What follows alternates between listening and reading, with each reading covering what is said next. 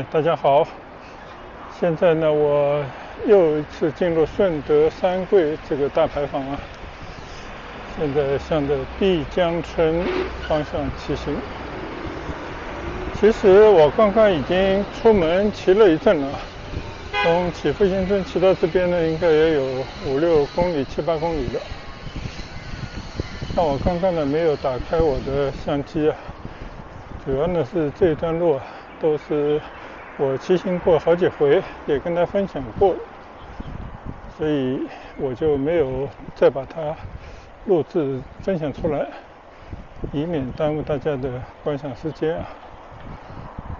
今天呢天气真的非常好，大家可以看到从我脸上的洒着的阳光啊，就可以知道今天是一个大晴天，而且呢气温也适中，现在应该是25-26度左右吧。当然我今天已经是完全一身短打的打扮啊，穿着短裤，穿着 T 恤，这样的话呢就是已经进入到一个夏天的模式了。另外一个呢，我今天也是试着把我的拍摄的延长杆啊加到了我的360相机这个支架上。虽然镜头有点歪啊，但是因为它是全景的，后期可以调整，所以我就以这样的一种方式呢出来试着骑行。主要呢就是我现在这个镜头啊跟我的眼眉基本上平齐，这样一个好处呢就是你可以很平的来看着前面的这些景物，也可以比较端正的对着自己的脸。那我觉得如果是可以这样的话呢，基本上就达到了我之前那个支架的同样的功能啊。但是如果说不需要的地方，那我就把它放低一点啊，因为支架太长了，它的扭力就大，很容易损坏。好，现在呢我就打算前往碧江村去骑行一段。我上次来过这里啊，前面呢是三桂村，就跟后方的那个牌坊说的一样啊，顺德三桂。我到村里呢也去寻访过，有姓何的大宗祠，还有那些庙宇，包括关帝庙、观音庙，还有呢就是那边的那些花农的花田。那今天呢我要去是碧江这么一个村。有一回啊，我从北站那边过来的时候呢，曾经骑进过那个村呢。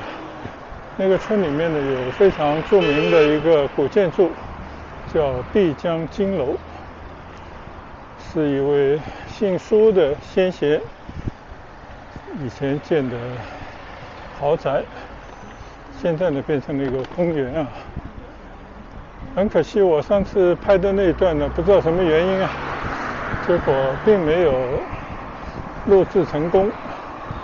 我今天呢也是到了下午4点多钟才出来骑行，想着远的地方呢也去不了，不出门吧又辜负了好天气啊。所以虽然已经是下午黄昏时分了，还是打算出来骑行一段啊。那么这点距离呢，我觉得刚好可以作为一个健身的锻炼的一个路程。其实昨天我骑了一趟远门，从祈福新村呢骑到了珠江边，欣赏了珠江两岸的风光啊，看到很多老百姓的各种活动，还是挺有意思的。所以我今天上午呢就是在剪辑昨天拍那些视频，相信过几天呢可以跟大家来见面。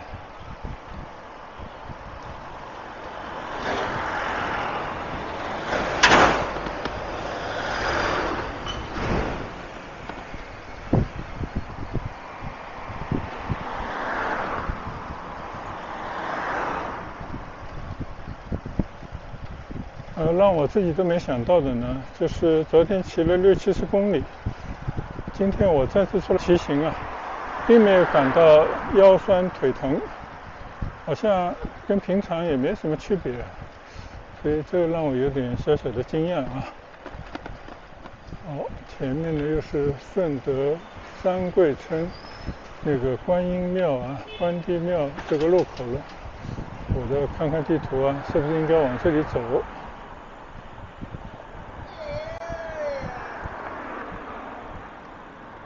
一不留意呢，我就骑过了头啊，差一点又骑回了三桂村里了。所以我现在掉了个头，我看看应该从哪里可以骑过去。有几个道路选择，有大道，但是呢，我想骑小道。我导航了一下，看看能不能跟着走。看来呢，我又原路骑了回去了。这条原来叫三桂大道，可能就是因为三桂村命名的吧。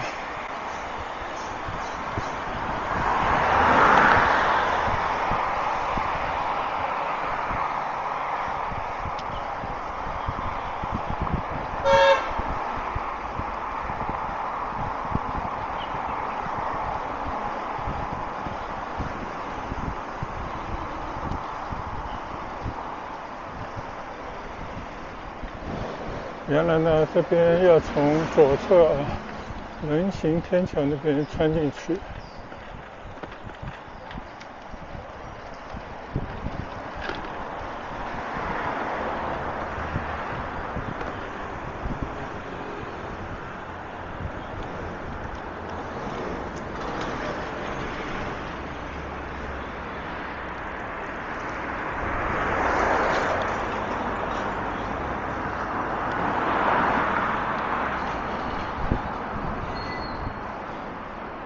但是这里应该进碧桂园了，不刷卡是应该进不去的，这就让我有点困惑了啊。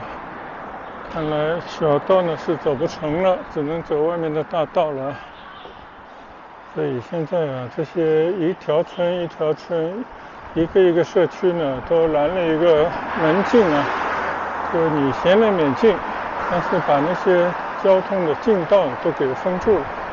所以呢，我只能从外面啊，再原路返回。刚刚就从三桂这个牌坊骑进来的，现在又从这边骑出去。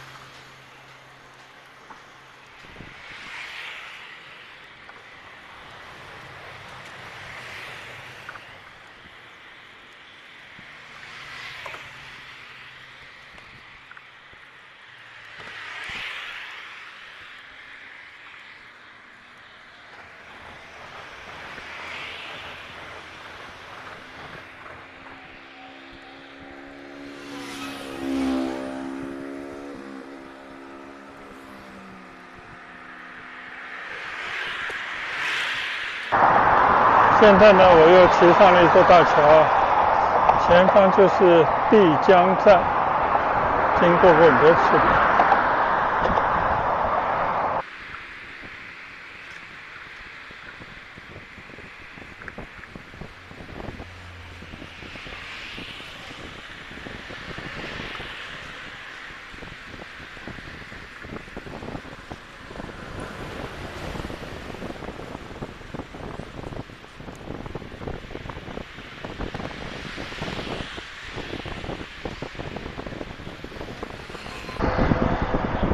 过了碧江站啊，其实马路的左侧呢，就是我要去找的一条大道吧。但是要怎么过去呢？看来得到前面的红绿灯才行。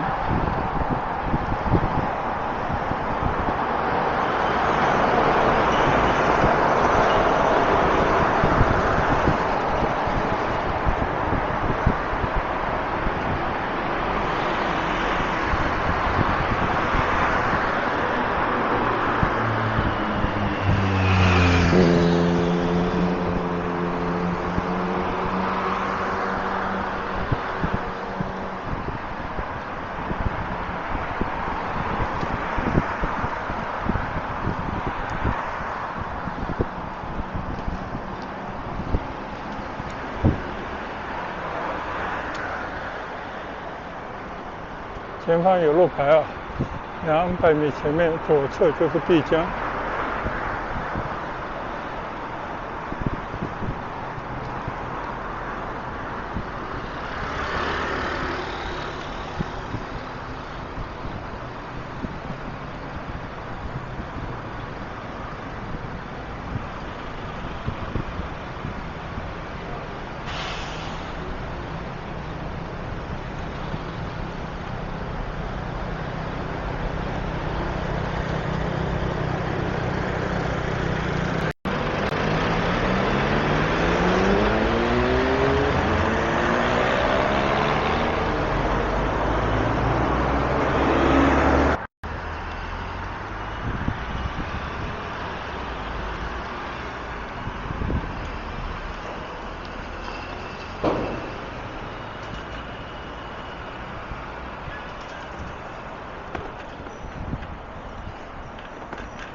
现在呢，我转入到这条叫碧江大道的村中的马路啊，应该就是一条村道。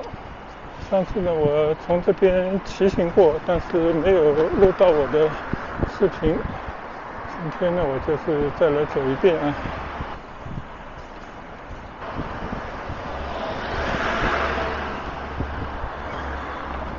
这边呢，就是一个村庄。但是看来已经没有田地的村庄，只能说是一个城中村了。但是它的一些政府的机构啊，都是非常健全的，也有一些医疗等等的这种村民需要的设施。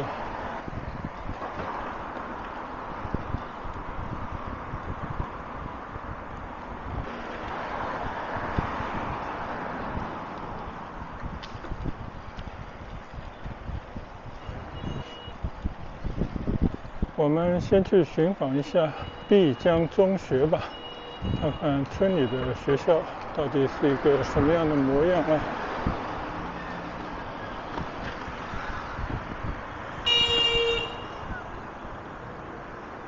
这边还有一个叶剑英抗战演讲就职，算是一个党史学习的参观点。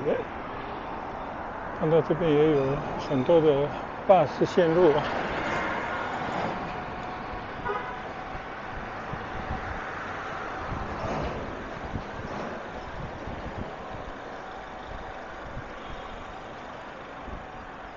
我的左侧就是我现在镜头对的地方呢，顺德区北窖镇啊，碧江社区居民委员会居委会，看来蛮气派的一个院子啊，用的这种黄色的琉璃瓦做的院墙，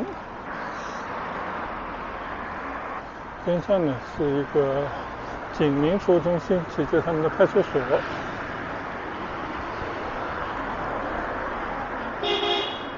就这样的村落啊，其实应该算一个街道吧，还是五脏俱全，方方面面的机构呢一样都不少。那剩下呢就是我们看到的街上和老百姓切身的利益有关的这些小生意啊，各种的小店，这就是村民们在这边采购他们的生活物资，得到某种有偿服务的地方。但是这样的小街道就已经不复当年的模样了。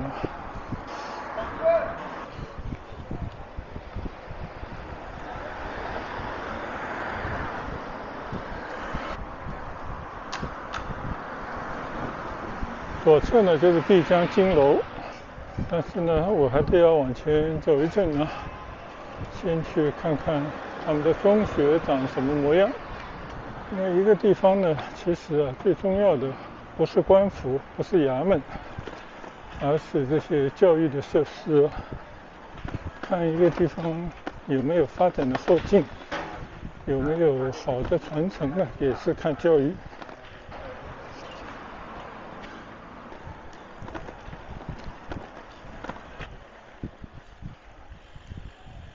经过了一条小街道啊，看骑出去是一个什么地方呢？是一个村民的院子，就像很多村庄村头都有这样的一个休息的场所一样的。老百姓呢，就是茶余饭后啊，需要有一些聊天社交的地方。村头呢，就是最好的这种村民的聚集地。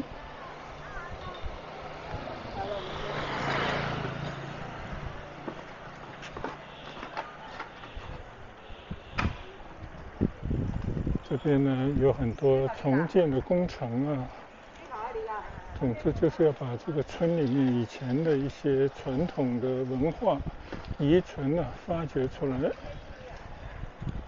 再以现代人的一种设计啊，变成一条让大家到这边发思古之幽情，最好呢也兼做生意的这么一种地方。有些小店的真还不错啊。我觉得一个村里面能够有这样的想法就已经很不错了。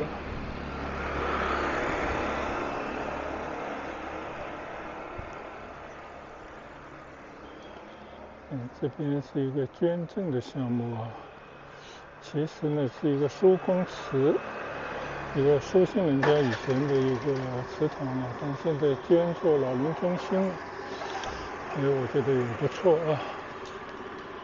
边上保留着一些，我相信这些都是100年有了吧，老式的房子啊。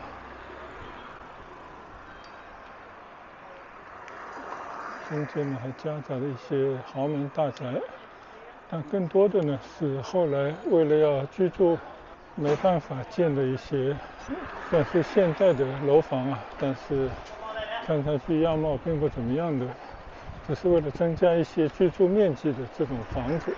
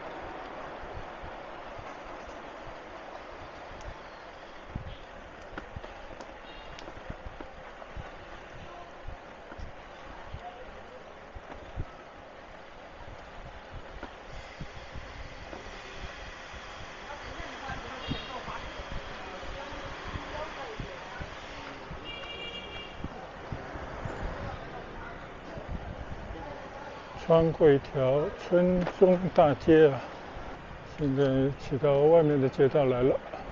这条街叫江湾街。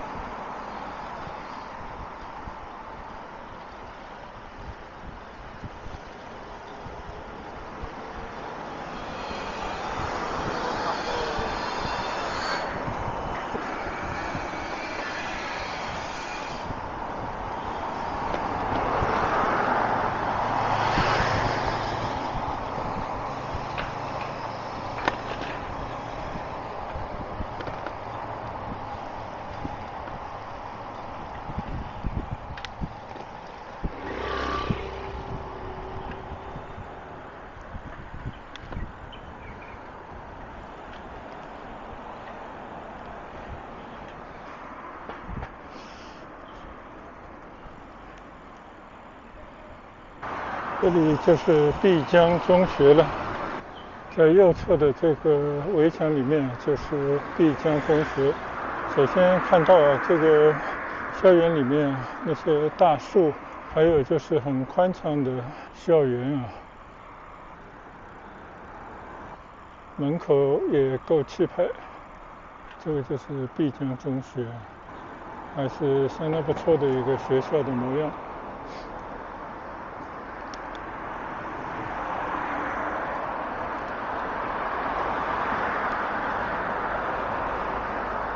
感觉不管怎么说，这个学校看上去作为一个农村地区还是够大。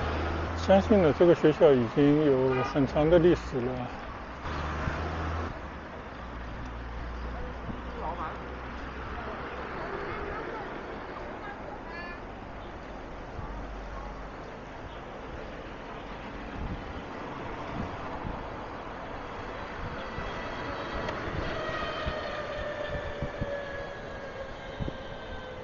就在这个中学的旁边呢，对面就是顺德碧桂园的大门啊。其实我刚刚如果可以从里面穿过的话呢，应该是很近的。这毕竟是人家屋村里面的。来看看这么一个大屋村啊，看上去还不错。边上呢也有很多的一些园艺啊、卖花的这种小店。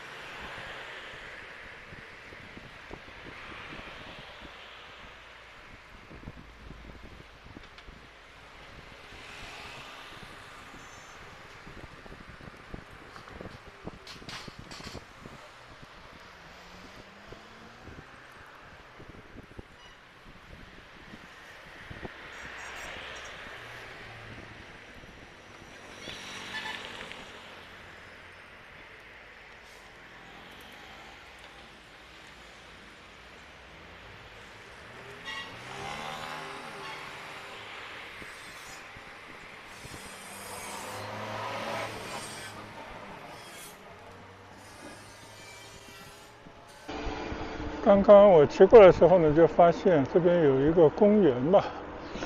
现在我从右侧这个公园里面进去看一下这一个什么样的公园呢？好像变成了一个停车场了。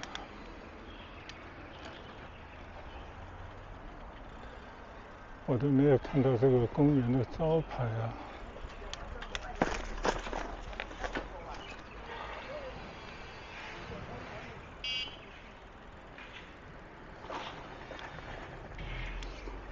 公园里面呢有一个小湖啊，中间还有一座小桥，骑进去看看吧。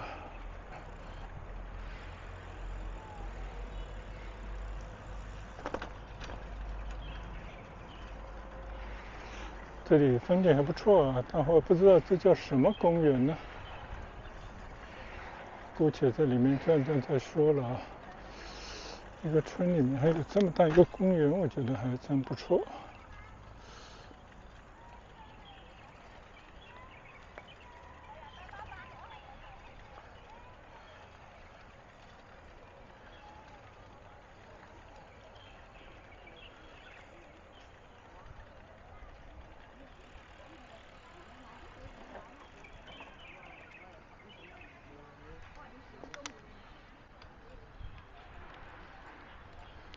这边有一块古碑啊，但这个字迹已经不清了。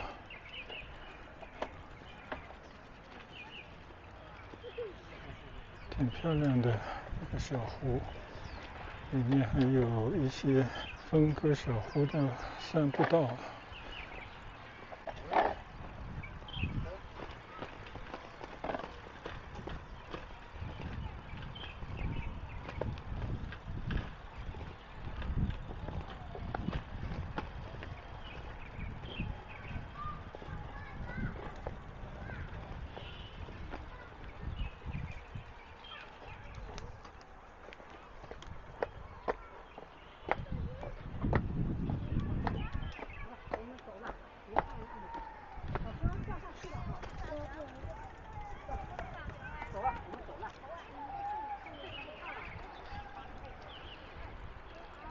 上了一座小桥来看一看。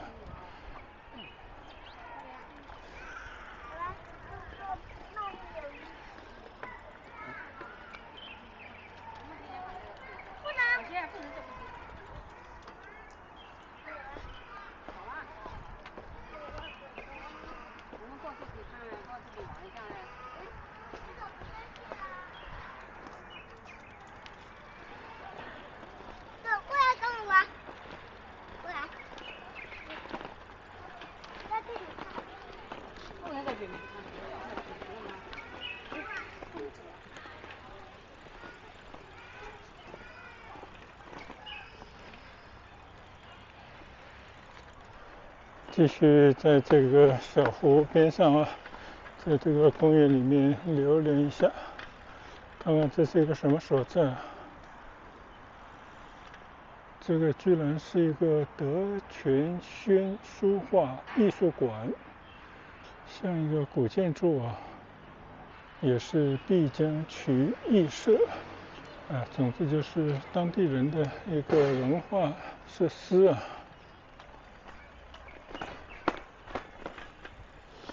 公园旁边呢还有一些回廊，这些长廊呢遮阴，供大家可以在里面闲坐，下雨的时候也不怕。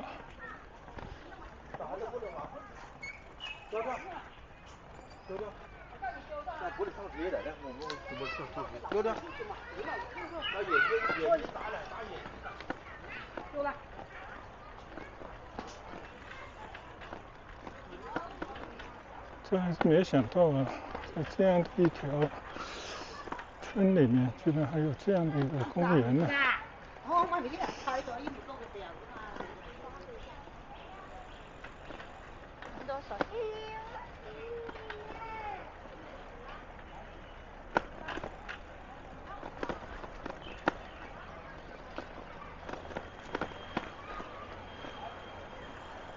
其实这是一个村民的公园啊，也是一个健身道。我看写着走多少米消耗多少能量什么之类的。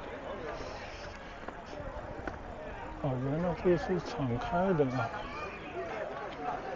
到了这边呢，原来叫碧江民乐公园啊。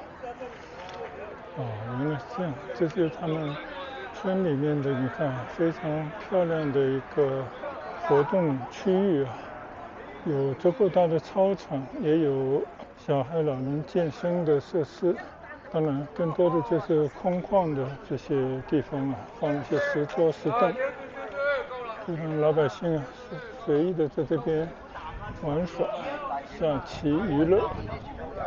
你看啊，很多人在这边捉对吃杀，在那边聚众玩牌啊。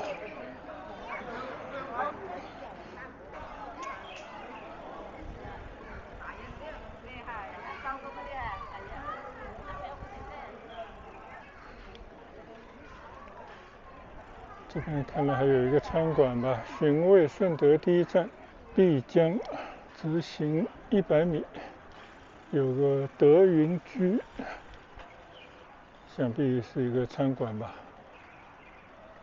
蛮优雅的地方啊，在一条小河边，骑进去看看。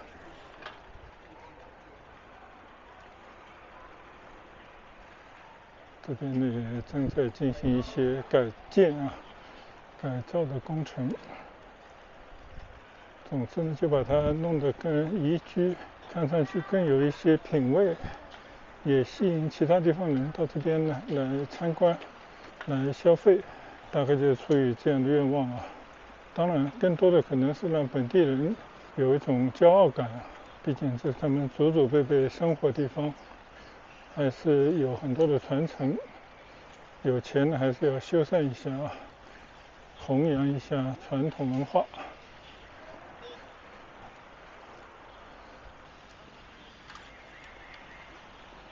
对面这个就是德云居了，就是这个餐馆啊，看上去还是蛮有乡土味道，应该不错的。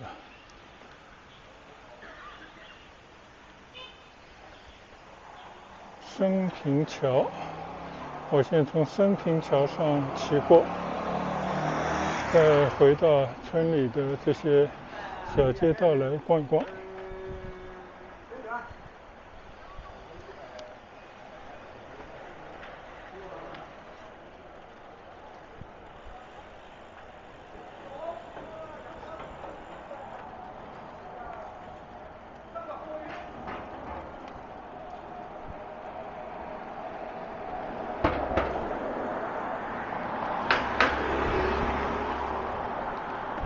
走在这样的村里，多少还是可以发现一些以前的痕迹，还有就是以前留下来的一些传统的东西，你可以说它是文化的遗迹啊。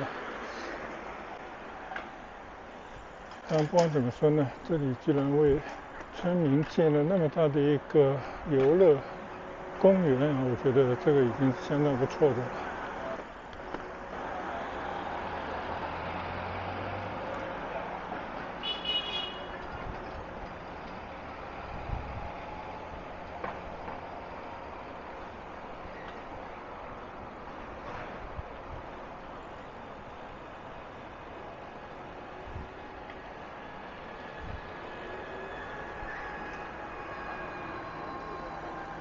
原来这个是正门碧江民乐公园啊，那么大的一个公园门口。但是第一不用买票，第二的话呢，它就是随便停车的地方变成。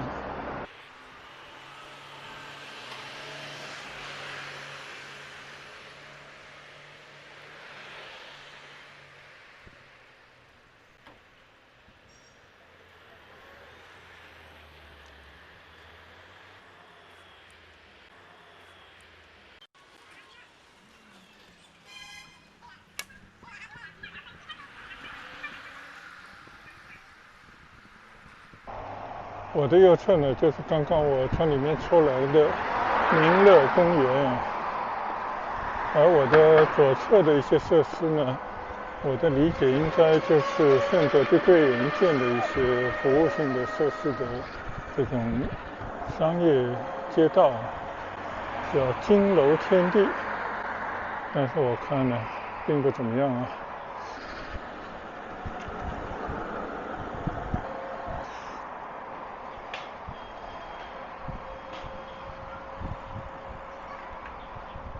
但不管怎么说呢，一个村里啊，有这么大的一片让老百姓、村民休闲的地方，我觉得也是不错。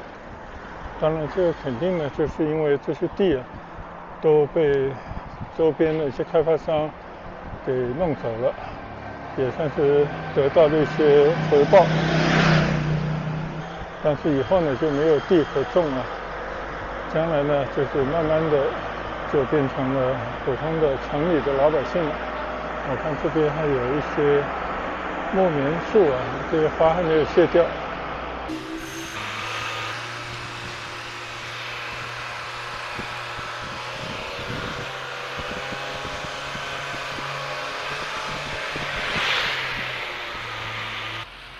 这个呢叫崇德楼，就是我刚刚在里面看到的一些什么书画工作室啊什么之类的。所以呢，这条路叫崇德路啊，那还是有些传统的味道。那我就不过去了啊，就在这个崇德路上呢拐弯，接下去呢去找一找碧江金楼。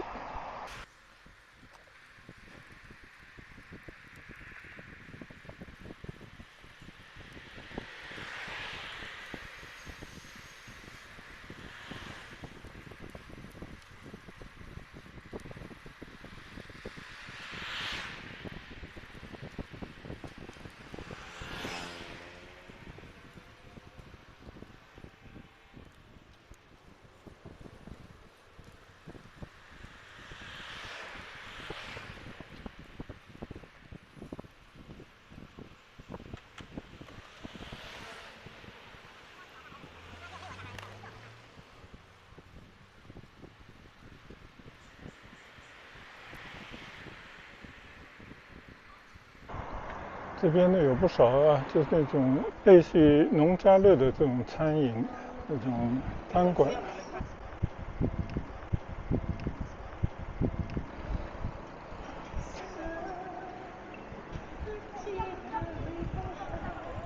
相信呢，正对着呢就是碧桂园的另一个门了啊。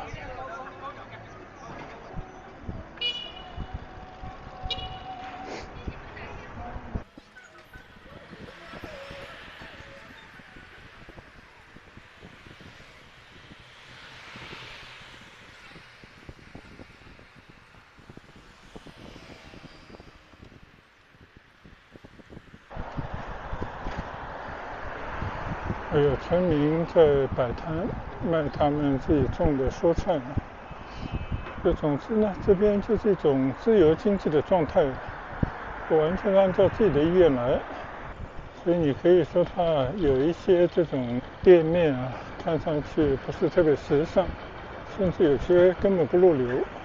但是呢，这就是当地啊它一种平衡，只要它有生意做呢，就 OK。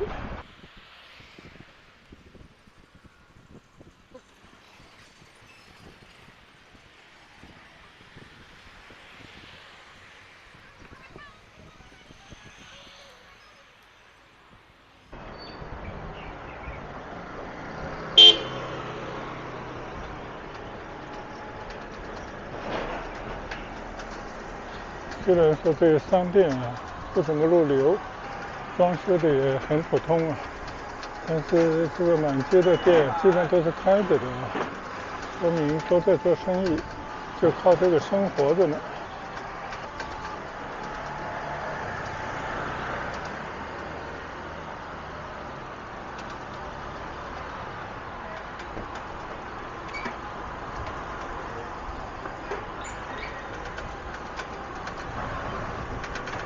走到这边呢，我就记得我上次来过这里了。这里呢，就是碧江金楼的一组建筑，一个大庄园。但是我打算进到里面去看一看正在修建的这条街道。这个地方呢，就是写着要让碧江重现千年文化这么一个街区。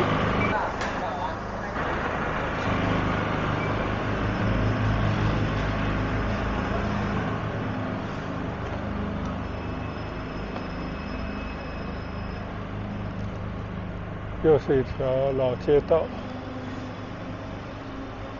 在这些半新半旧的建筑的之间呢，还保留着一些老的建筑啊，有些呢得到了修缮，并且呢正在进行重新的恢复，但是更多的呢是村民们按照自己的意愿随意建的一些房子。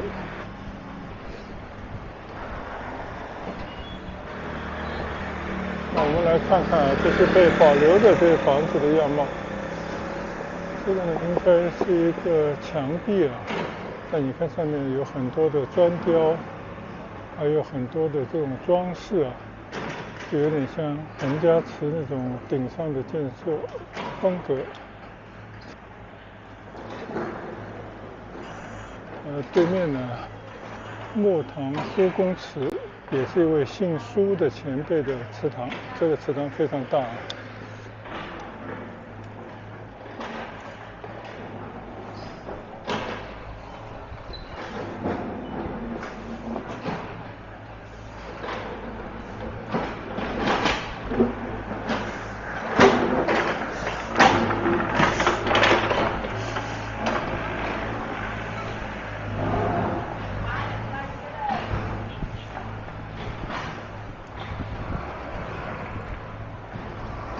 虽然呢还是有一些老建筑啊可以重新修复一下，但是整条街区呢早就已经是面目全非，要想要恢复成以前那个样子呢，几乎也不可能了啊。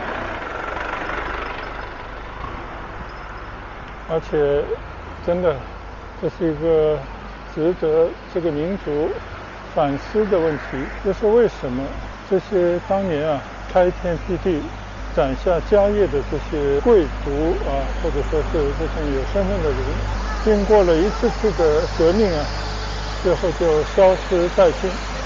但是呢，很奇怪啊，到了一定的时候呢，又有人想把它做一些恢复，就利用这些以前的遗存，来为当今的这些老百姓啊带来一些旅游的收入等等。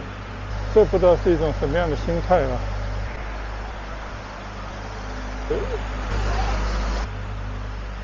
你看啊，这个工程还挺大，看来也投入不菲啊。这又是一个苏公祠，叫元安苏公祠。总之，这条路上呢，基本上啊都是苏姓人家的祖居。据说呢，这个苏姓啊，都是从苏东坡那边传下来的啊。我们以前去到河岳那边有个苏家围，就是这样的。就他的子孙呢，有做官的啊，到各个地方就开枝散叶。这个也是一个还保存的或者修复的比较不错的一个苏公祠。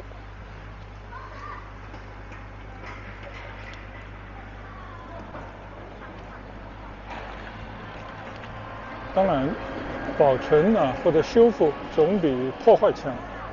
就在还能修的时候给它修一修，给后人留一点，给历史多一点印记，我觉得还是积极的啊。但是呢，从源头上来讲，如果不破坏，那就最好。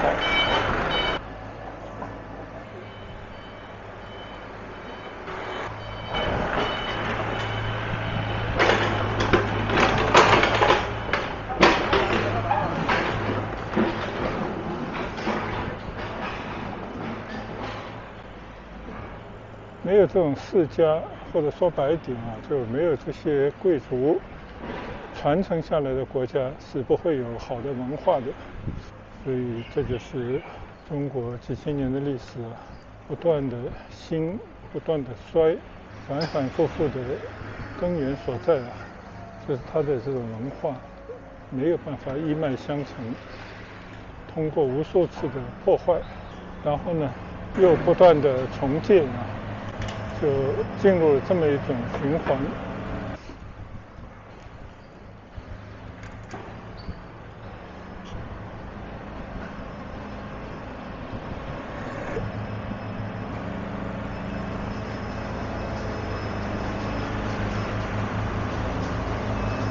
这个地方呢，又是一个苏公祠。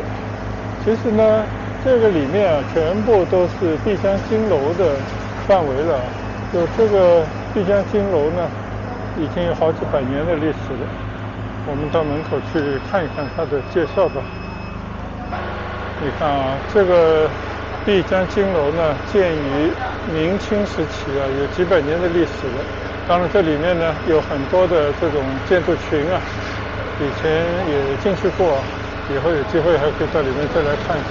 是一位苏姓祖先啊，当然肯定是做官，做官嘛，在古代就是发财。做了官发了财以后呢，就支下这么一个产业啊。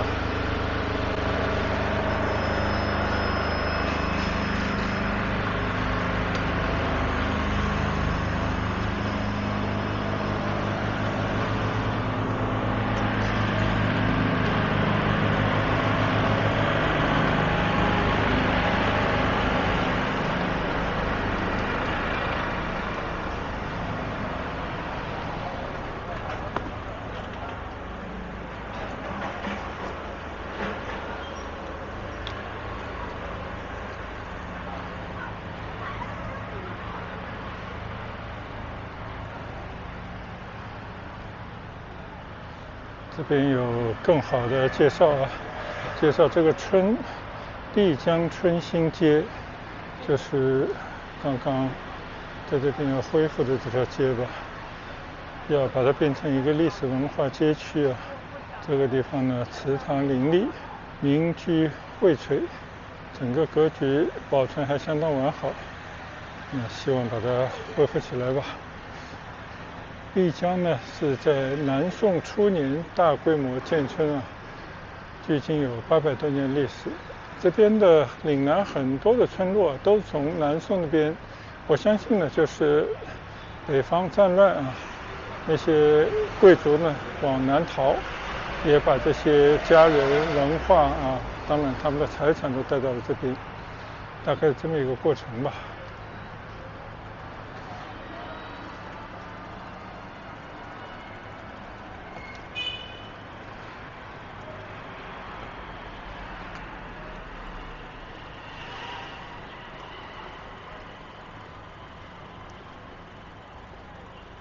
但是看得出来啊，你看这个灰砖，这个墙肯定都是重新修复的，肯定不是当年的面貌了。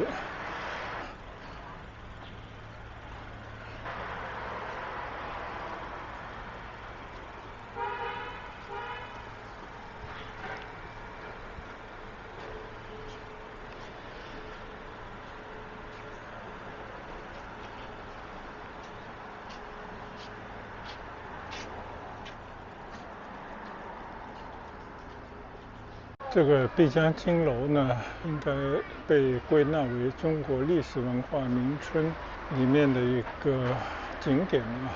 这个金楼呢，原名叫富鹤楼，属于明清时期的建筑，有几百年的历史。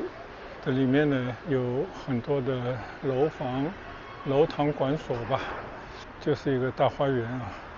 这是以前一个做官的文人的私宅。就是苏姓族人的老家。